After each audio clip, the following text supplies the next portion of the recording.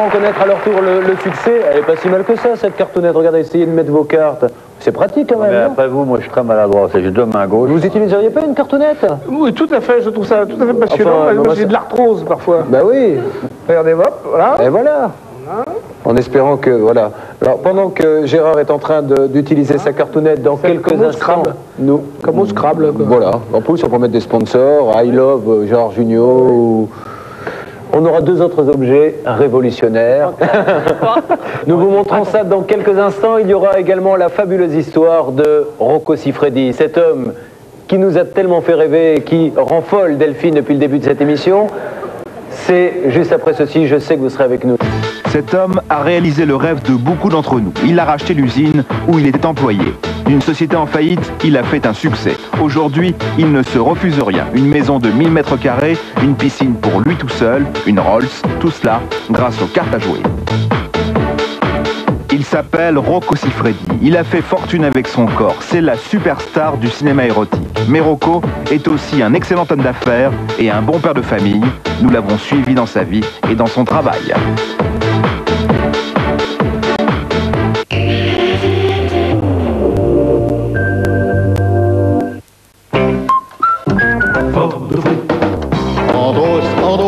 Ça c'est fort de fruits. Andros, ça c'est fort de fruits. Retrouvez le bon goût du fruit, sans colorant, sans conservateur, sans arôme artificiel. Andros, ça c'est fort de fruits. Mais Michael, c'est impossible. Je l'ai vu. Excusez-moi, quelle taille? 1, 2, 3, 4, à peu près comme ça. C'est une voiture. Il l'a vu, il dit haute comme ça. C'est un monospace. Non, c'est plutôt comme... Comment tient-on à 6? Eh ben 3 devant, voilà. Et 3 derrière. Et les bagages? Et les bagages? Ici. Qui est ce jeune homme? Schumacher. Il vend des automobiles. Multiple à Fiat, singulier et pluriel. Découvrez l'incroyable énergie de la nouvelle Duracell Ultra. Express assistance, veuillez patienter. Maintenant, vos conversations peuvent durer jusqu'à 80 minutes de plus. Express assistance, que puis-je faire pour vous? Vous voulez pas me remettre en attente? Nouvelle Duracell Ultra, l'énergie de la vie. Énergie présente The Best of George Michael. Pour la première fois, 29 tubes, 3 inédits, réunis sur 2 CD. The Best of George Michael. 2 CD pour le prix d'un. Maintenant disponible en vidéo. J'ai une grande nouvelle à vous annoncer. C'est vrai, je colore mes cheveux, mais je les revitalise aussi. Grâce au nouveau Excellence Crème de L'Oréal. Excellence ne coule pas, protège plus que jamais. Mais l'excellence, c'est faire toujours mieux. C'est la première crème aux céramides protéines qui revitalise vos cheveux. La couleur est plus riche, les cheveux ont plus de vie. Et plus un seul cheveu blanc. Oui, je sais, je n'ai pas encore l'âge. Nouveau Excellence Crème de L'Oréal, le numéro 1 mondial de la coloration. Parce que je le vaux bien. Est-ce que vous pouvez me sauver la vie?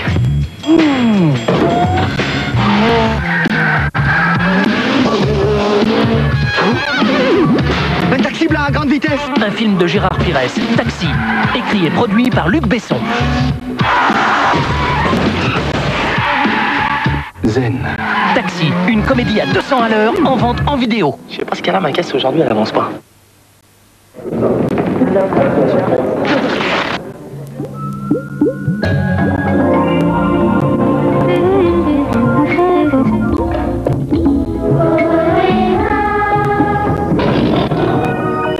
Vous venez de manger un bounty. Bounty, une bouchée d'exotisme.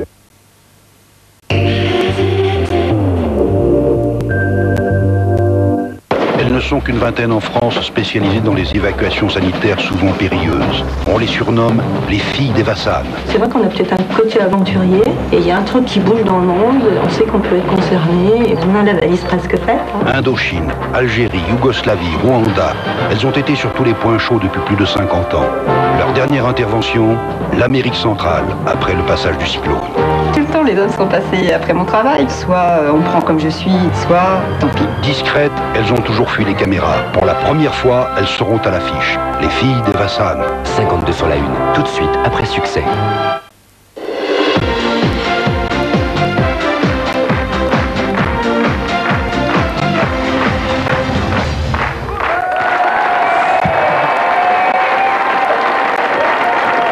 c'est toujours succès, c'est toujours Olivier de Kersauzon et Gérard Jugnot pour cette première. Alors nous vous avons parlé, on a vu la cartoonette tout à l'heure et on espère que cette Madame Caillon réussira avec et pourra avoir les 300 millions dont elle rêve tous les ans. Ça, c'est les patins roulettes de l'an 2000. Voilà, les patins roulettes de l'an 2000. C'est un jeune homme qui a 27 ans, qui a eu cette idée géniale. Regardez, ce sont des patins roulettes avec des roues rétractables. Alors, voilà. Tout ça parce qu'effectivement, il faut une paire de chaussures et puis il y a les patins roulettes, c'est lourd. Effectivement, il existe aussi les rollers inline, vous savez, qu'on enlève et qu'on met dans un sac à dos. Là, vous avez tout sur la même paire de chaussures. Pardon, excusez-moi Delphine si je t'en mets un coup. Et puis donc, s'il vous plaît, Stéphane, si je t'en mets un coup. Il y a un temps pour tout, je vous demande de faire votre travail jusqu'au bout. Oh non, ça c'est pas beau. C'est celui qui n'a pas eu cette idée qui lui a traversé l'esprit à un moment ou à un autre, jette la première pierre. Jamais je ne me serais permis. Alors, voilà, donc il s'est associé, jeune homme de 27 ans, s'est associé à un financier qui a investi beaucoup d'argent pour déposer des brevets dans le monde entier. Ah, avec un costume, en plus, ça finit bien le personnage. Oui, ça finit bien. Le petit problème, c'est que la chaussure pèse 16 kilos. Non, pas tant que ça. 14,5. Elle est pas très lourde et ça va être commercialisé dès cet été. On pourra donc c'est pas con, on peut penser que ça sera un gros succès. Pas dans le même sens. Je pense très sincèrement que ce sera le succès de cet été. Mais on peut faire même ça avec des skis. Ah ouais oui, mais c'est le principe un petit peu des... C'est pas con, hein. Ça, je crois que ça résume tout à fait le... Je pense qu'il s'est dit la même chose lorsqu'il a inventé ça. Alors là, on a quelque chose d'assez extraordinaire, car il faut également voir la notion... Ouais, c'est pas un doigt. Hein. Dans 2 minutes, il n'y a plus de plateau, plus de table et plus de patins roulettes de l'an 2000. Donc, nous avons vu tout à l'heure la cartoonette qui sert donc à placer des cartes. Et je vais vous présenter quelqu'un que vous ne connaissez certainement pas, qui est maintenant quasi milliardaire. Il habite à Nancy. Il a racheté l'entreprise de son patron qui était limite dépôt de bilan. Et lui a réussi. Du coup, les milliards sont tombés très rapidement. Aujourd'hui, il vit une vie de rêve à Nancy, dans 1000 mètres carrés. Regardez l'histoire de monsieur. Ici, ça se trouve, il y a tous les emmerdes de la terre. Non, si je dis ça, c'est parce que... Il a un milliard qu'il est heureux. Arrêtez, argent heureux. Enfin, oui, voilà. Non, mais en plus, je sais qu'il est heureux. C'est un concept très faux. Olivier qui vit avec 3 francs sur son gros bateau. À 10 milliards. À 10 milliards. Prenez-moi pour un imbécile. L'histoire de monsieur Vesbus.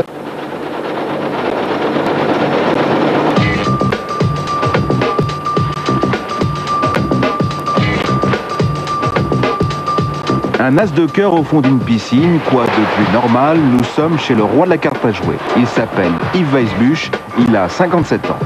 Sa piscine privée et sa maison se trouvent en plein centre de Nancy. L'as de cœur au fond de la piscine, c'est un clin d'œil à la profession et à mon métier. Et chez lui, des cartes, il y en a partout. Qu'est-ce qu'il y a sur la serviette là? C'est des lames du tarot de Marseille. Il y a des cartes partout. C'est des cartes partout. Je suis monsieur carte.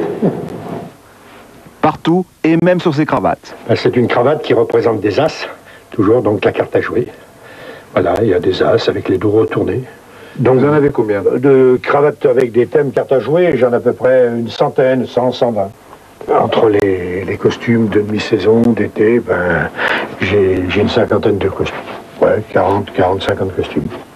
J'aime bien les habits, j'aime bien tout ce qui est vêtements, tout ce qui est... Ça, j'ai toujours peur de manquer, alors j'achète.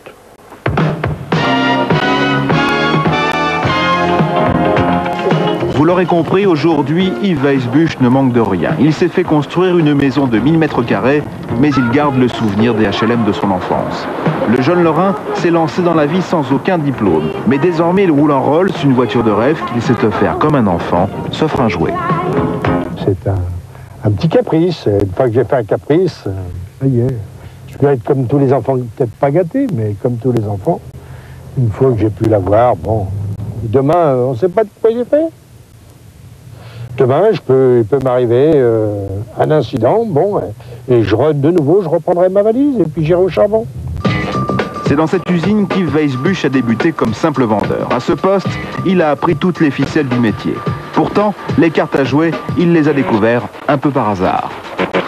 J'ai commencé, j'étais apprenti électricien, c'était pas tout à fait ma voie. Je suis parti au service militaire et sortant du service militaire, j'étais chercheur d'emploi et ma mère, épluchant des pommes de terre, a vu qu'il cherchait un vendeur pour une fabrique de cartes à jouer. Je me suis présenté, j'ai été pris. Et depuis, j'ai fait carrière dans cette société de vendeur à propriétaire.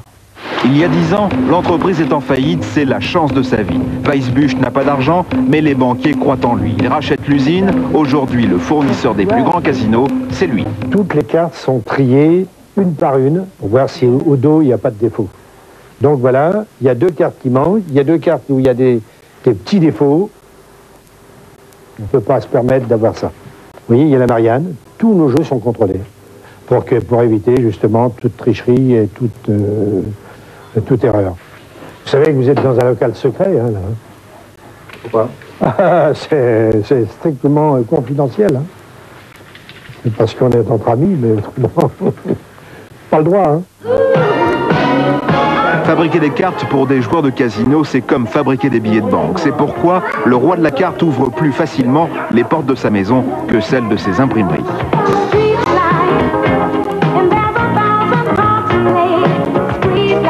Aujourd'hui, Yves exporte ses cartes dans 59 pays. Là, c'est mon domaine. C'est ma salle de jeu. Chaque jour, il en vend 1 million à travers le monde, soit 10 000 jeux de cartes à l'heure. Des chiffres qui donnent le vertige, lui-même n'en revient pas, même s'il a longtemps couru après le succès. Je pensais de façon un petit peu comme dans mes rêves, comme de cette maison. Je me souviens, je me promenais avec l'ancien président, on avait tous les 2 un chien, et je me suis dit un jour, je serai patron de cette affaire, mais je ne savais pas comment. Et partant de là, ça a mûri dans ma tête, mais c'est complètement quelque chose d'irréel. Et c'est devenu une réalité. Pour mesurer le chemin parcouru, Yves nous emmène dans la cité de son enfance, où il a laissé tant de souvenirs. Avant, il y avait un mazout qui était là, hein. Il y avait le poêle à mazout qui était là. Il y a la salle de bain qui est juste là. Ici, c'était une chambre. C'était une chambre, là. C'était une chambre où on dormait. Pareil, il y avait 2 lits superposés. Ça fait drôle. J'avoue que je suis assez ému, parce que c'est la première fois que je reviens. Et d'un autre côté, je suis assez fier parce que, bon, ben, je vais pas rougir de mon parcours. Hein.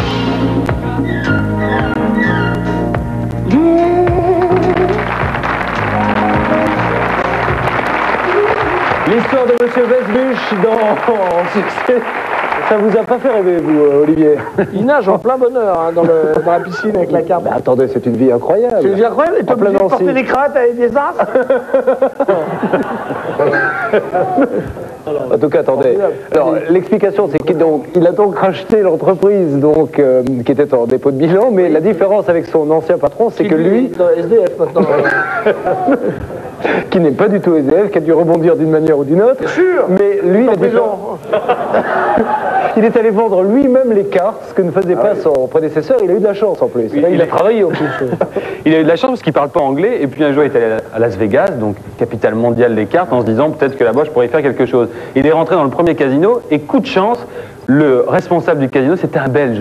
Donc obligatoirement, il a pu parler avec lui et il a obtenu eh bien, un marché incroyable de cartes à Las Vegas. Voilà. C'est aussi, le succès, c'est aussi à un moment donné un coup de chance. Quoi. Ça nous sidère. Mais il faut chercher quand même. C'est vrai que ces gens qui gagnent des gros lots, ils ont pris beaucoup de tickets, quoi. Ils ont travaillé. Bien sûr, rien n'arrive comme ça par hasard. Alors, il y a quelque chose par contre qui est indispensable pour réussir, c'est le nom. C'est le nom. Très moral. Et en plus, ça doit être également le cas au cinéma. Le nom d'un film est plus vendeur selon celui qu'on choisit ou pas. Oui. C'est pas le ni oui ni non. Les jeux de 20 heures, c'était il y a... Donc voilà. J'ai encore un peu de bison. Là. Tout ça pour vous dire que peut-être que la cartoonette que l'on a présentée tout à l'heure, c'est peut-être le nom qui n'est pas très attrayant non plus. Oui, il y a un côté, oui. Ouais. Bah, c'est... Cartoonette, ça, bon. Et... ça vous fait penser à quoi, cartoonette? Moi qui suis angliciste, à cartoon, mais pas du tout, ça fait penser à toutounette, à petit chien, quoi. C'est ma mère. Ouais. Ma mère, ouais. Et vous allez voir qu'il y a des entreprises qui parfois ne se rendent pas compte que le nom est mal interprété. Un exemple, Stéphane. Surtout les entreprises étrangères, lorsqu'elles viennent s'implanter, par exemple, en France, elles ont des noms, elles viennent avec leur nom ici en France, sauf que là, ici, ça veut dire autre chose. Je vous donne un exemple. C'est une société qui s'appelle Digital Product Distribution. Sauf qu'aux États-Unis, elle a l'habitude de mettre ses initiales en avant. Alors, elle arrive en France, et voilà ce que ça donne lorsque vous voyez un camion de cette société passer. Imaginez la standardiste toute la journée. Et regardez le slogan. Bonjour. Enfin bon, c'est vrai que Direct Parcel Distribution. Oui, j'ai vu ça hier, c'est drôle. Ouais. Je me suis fait la réflexion. Ces gens-là auraient pu faire attention en venant s'implanter en France de savoir si leur nom était traduit. Bah, de l'autre côté, ils ne seraient pas passés dans l'émission et ça leur fait une belle pub aussi. Ça. Quoi, donc, voilà, donc. Et puis, autre exemple, vous connaissez ces œufs qui s'appellent Cocoon, ce sont des œufs désodorisants. Eh bien, ces œufs-là, la société décide d'aller les vendre en Espagne. Sauf que quand ils sont arrivés en Espagne, ils ont eu un gros problème parce que cocoon, dans le patois espagnol, ça veut dire couille de taureau. Donc imaginez madame qui dit à son mari, excuse-moi cet après-midi, je vais acheter des couilles de taureau pour parfumer mon salon. Ça passe pas du tout. Donc eux aussi, ils auraient peut-être, mais ils s'en sont rendus compte, donc ils ont changé de nom. Et grosse difficulté pour l'implanter en Espagne. Delphine? Alors moi, toujours, bon, ça concerne toujours l'Espagne. Et c'est le Pajero, c'est le 4x4 de Mitsubishi, que vous connaissez certainement. Alors en France, il n'y a eu aucun problème, mais pour l'Espagne, c'est un peu plus délicat parce que Pajero en espagnol, ça veut dire branleur. Alors pour un homme qui vient d'acheter un branleur, c'est assez délicat. Donc ils ont des petits problèmes pour s'implanter là-bas. Sinon, c'est une autre société, une société américaine, qui fabrique des produits alimentaires pour des régimes amaigrissants et qui s'appelle Genic International. C'est très sérieux, regardez, ils ont déposé leur brevet à l'INPI, regardez. Voilà. Et il y a international après. Et alors ça tombe bien parce que la perche est merveilleusement bien tendue, car puisque vous nous parlez de Genic International, nous allons voir maintenant un reportage sur quelqu'un qui le fait de manière internationale et régulière, même plusieurs fois par jour. Il s'agit du grand Rocco Siffredi, dont vous avez entendu parler peut-être, Olivier? On n'entend parler que de lui. C'est pas vrai. En bateau également? Mais jamais arrivé de toucher un port étranger sans lui dire, vous connaissez Rocco Siffredi? Elle est très bon, Rocco Siffredi, partout dans le monde. Bon, ce n'est que lui. Alors il est devenu l'un des hommes incontournables du film de charme. Il faut savoir qu'il produit lui-même ses propres films maintenant. Il a monté sa propre structure, il est très riche, ce qui n'est pas toujours le cas. Il a sa propre structure, il l'a montée. Il l'a montée d'ailleurs. Là, il y a 2 écrous sur le côté. C'est une belle structure. 2 écrous à pas de vis. Ça son temps à la montée. Il va jusqu'à 4 ou 5 structures par jour. Ah oui, c'est une belle structure. Oui. Donc Rocco Siffredi aujourd'hui a réussi. Il a la viande de bison uniquement. D'autres riches un peu de temps en temps. Ouais. Et je ne sais plus ce que je voulais dire, mais peu importe. L'essentiel, c'est que l'on voit ce reportage préparé avec amour par l'équipe de succès, Rocco Siffredi, le roi du film de charme. Ah, je vais pleurer. Rocco Siffredi, 34 ans, est le prototype du séducteur italien. La star numéro 1 du cinéma X, c'est lui. Il connaît un succès qu'aucun autre acteur porno n'a connu avant lui.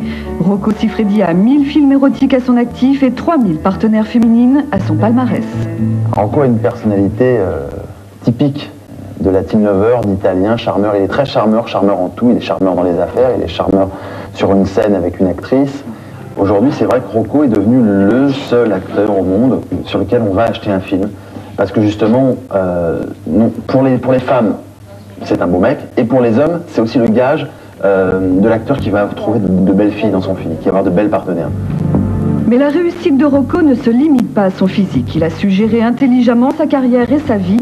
C'est à Budapest, en Hongrie, où il s'est installé qu'il nous reçoit. Voilà le bordel, excusez-moi, mais on vient de déménager, vous savez, à Budapest, ça a été pas simple pour une maison. Rocco Siffredi ne s'est pas installé en Hongrie par plaisir. C'est une décision d'homme d'affaires. Budapest est devenue la capitale mondiale du porno. C'est dans ces locaux que Rocco dirige sa société de production.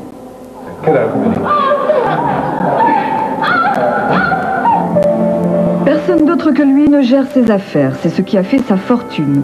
Contrairement aux autres, il ne se contente pas d'être acteur, il est aussi producteur de ses propres films. Il en tourne une dizaine chaque année, qui lui rapporte 10 millions de francs. Simple acteur, il gagnerait 10 fois moins. Aujourd'hui, chez Walt Video, ce sont des films qui fonctionnent très très bien, car ce sont des films qui sont vrais, qui sont très bien réalisés, très bien montés, où les scènes sont faites et refaites plusieurs fois, de manière à obtenir la perfection, et non faire un film X comme la plupart des gens font. Ils soignent le travail, c'est complètement différent. Pour mieux gérer ses affaires, Rocco a quitté son Italie natale et il a acheté une maison à Budapest dans une zone résidentielle à la périphérie de la ville pour être plus près de la nature. Ici, en face de chez lui, c'est la campagne et la forêt. Je performe, j'ai des milliers de mètres, toutes libres pour moi pour aller courir le matin, pour faire du cheval, pour faire du vélo, parce que j'aime beaucoup la nature, le sport et tout ça qui va avec. Je me sens vraiment un animal, c'est ça la différence. Pour les gens qui pensent que je suis un être humain, ils se trompent complètement. Je suis un vrai animal. C'est ça que j'essaie d'expliquer à tout le monde.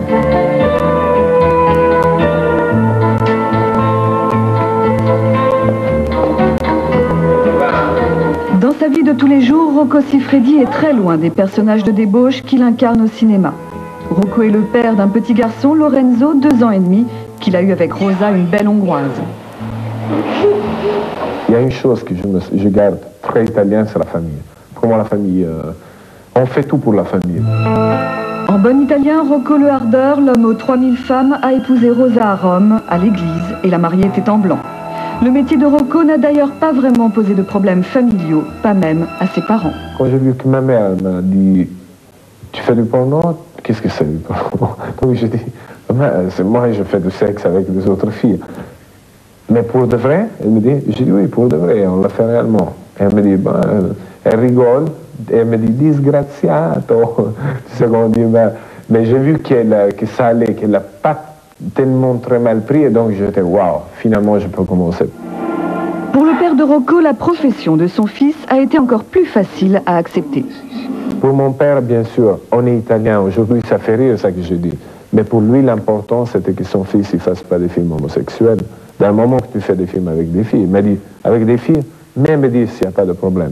Donc, si tu veux, c'est très italien comme mentalité, mais j'ai eu la chance d'être mec. Si j'aurais été une femme, je suis sûr que j'aurais eu beaucoup de problèmes.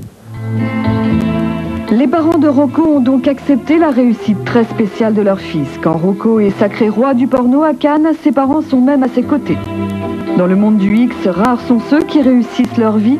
Rocco, lui, a su garder son équilibre et il sait pourquoi. Je voulais quand même remercier beaucoup des amis et des gens qui m'ont vraiment monté là. Ma carrière, c'est devenu quelque chose d'incroyable par rapport aussi à ma famille.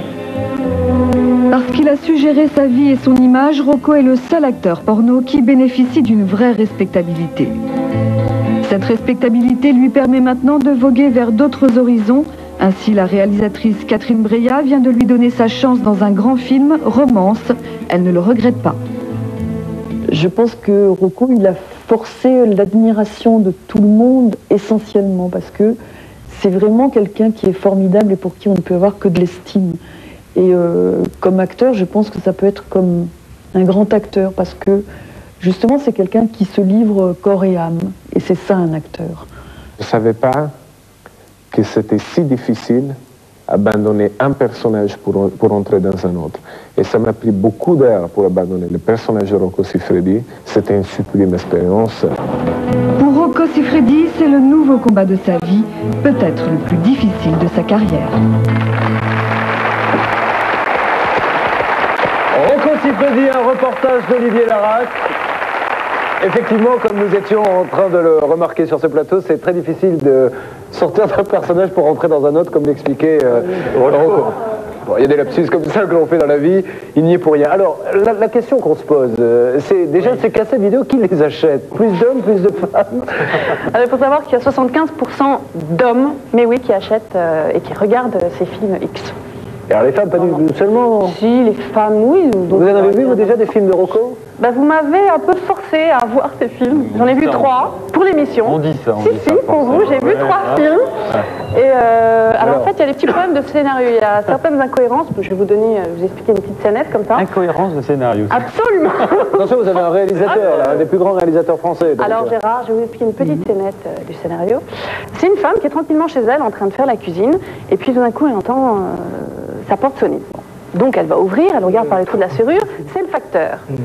Donc elle ouvre la porte. Et paf, non. Elle tombe à genoux, ça dure 5 minutes. Alors moi, mon facteur, quand je ouvre la porte, je tombe pas à genoux devant lui. C'était recommandé. Voilà, et je savais pas que les facteurs... Non, c'est pas ça.